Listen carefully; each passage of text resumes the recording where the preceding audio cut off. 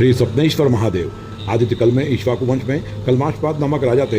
एक बार उन्होंने मार्ग में वशिष्ठ मुनि के पुत्र शक्ति को बैठे देखकर उनसे मार्ग त्याग करने को कहा, तथापि उन्होंने मार्ग नहीं छोड़ा। इस अपराध के कारण राजा ने उन पर चाबुक का आघात किया। मुनि पुत्र ने इस आघात के कारण क्रोधपूर्वक राजा को श्राप दे दिया कि हे राजाओं में अधम, तुमने मुझ तपस्वी पर राक्षस की तरह प्रहार किया है, अतः तुम नरभक्षी हो जाओ। राजा ने तुरंत महर्षि की शरण ग्रहण करी, पर महर्षि उनसे प्रसन्न नहीं हुए। तब राजा शक्ति ऋषि को खा गए। फिर राजा महर्षि वशिष्ठ के 99 पुत्रों को भी खा गए। राजा उस समय मानो स्वयं राक्षसी हो गए थे।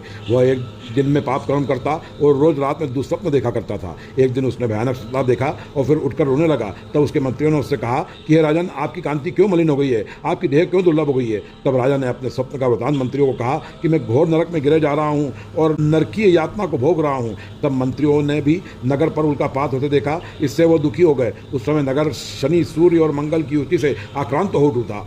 तब मंत्रियों ने राजा को सलाह दी कि वह पितृगण, देवगण तथा ब्राह्मणों की पूजा करे, इससे आपके भ्रम से आरूढ़ हृदय में शांति लाभ होगा। तब राजा मंत्रियों को अपने पाप कर्म के बारे में बताते हैं कि मैंने वशिष्ठ के ज्येष्ठ पुत्र तथा अन्य पुत्रों का भक्षण किया है। मैं उस पाप से संतप्त हो गया हूँ, इसलिए मैं कैसे स्वस्थता प्राप्त करूंगा। मैंने ब्रह्म हत्या करी है, जो कि अत्यंत दुष्कर है। कैसे मैं अपने पापों का निवारण करूंगा। तब वो धर्मज्ञ मंत्री राजा को बताते हैं कि आपके पाप का विमोचन भगवान वशिष्ठ ही कर सकते हैं, आपको उनकी शरण लेनी पड़ेगी। यह सुनकर राजा महर्षि वशिष्ठ के आश्रम जाता है। वहाँ महर्षि वशिष्ठ अपने 100 पुत्रों के शोक में थे और उनकी पुत्र वधू को आश्वस्त कर रहे थे। तभी राजा अपने मंत्रियों के साथ वहाँ आश्रम में पहुंचते हैं। उन्हें देखकर उनकी पुत्र वधू डरकर महर्षि वशिष्ठ से कहती है कि यह देखिए, दंडहस्त यम के समान कोई राक्षस आ गया है, इससे आप हमारी रक्षा कर सकते हैं। तब महर्षि वशिष्ठ कहते हैं कि यह राक्षस नहीं, कलमाशपाद है, जो अपने मंत्रियों के साथ मुझसे मिलने के लिए आए हैं। महर्षि वशिष्ठ ने तुरंत मंत्रमय जल छिड़ककर राजा का राक्षस भाव दूर कर दिया। तब राजा उनके चरणों में गिरकर अपने पापों का निवारण का उपाय पूछने लगा। तब महर्षि वशिष्ठ ने ध्यान द्वारा जान लिया कि यह सब कृत्य विश्वामित्र का है और राजा स्वप्न में देखकर यह मान रहा है